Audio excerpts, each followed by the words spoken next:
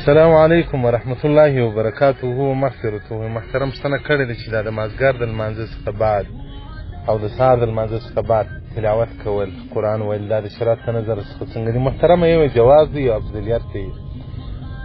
مولانا عبدالحی لکنوي رحمت الله علیه په مجموعة الرسائل جلد 4 صفحه 180 کې وایي چې په اوقات مکروهه وکړي، یعنې لکه د مازدیګر د لمانځه بعد او یا د سهار د لمانځه بعد. دا اوقات مکروهه په دې وجه بولي چې نفل کول او ورپسې مکروه دي. نو وايي په دغه وخت کې اذکار او تسبیحات او درود ویل افضل دي تر قرآن عظیم شان. نو که یو څوک د سهار د لمانځه څخه بعد کې سورة یاسین وایي، اوس که موږ د سهار د لمانځه بعد د سورة یاسین ختم لرو که ووایه، څه مشکل نه لري، جواز بالکل شته. او افضلیت دا دی چې په دغه اوقاتو کې سړی هغه اذکار او یا درود یا تسبیحات ووایي.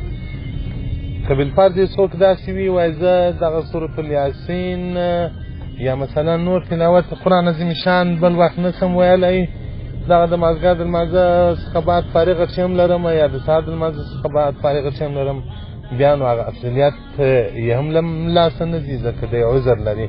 که سړی کولی شي چې بل وخت تلاوت وکړي، نو هغه د بیا د سهار او د مازدیګر د لمانځه څخه بعد تلاوت نه کوي. او دا چې د سورة یاسین متعلق روایت راغلی دي چې رسول الله صلی الله علیه وسلم وایي تاسې د سهار لمانځه څخه وایاست، او یا د سورة النبأ عما یتساءلون روایت راغلی دي چې رسول الله صلی الله علیه وسلم د مازدیګر تر لمانځه وروسته یې وایي.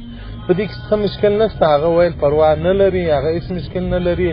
او پاته نور تلاوت قرآن عظیم شان څوک کوي، نو ښه خبره دا ده چې په نور اوقاتو کې وکړي، کې بل وخت بیا نه سوای پیدا کولی، بیا ولرو څه مشکل شرعا نشته. والسلام علیکم ورحمة الله وبرکاته ومغفرته.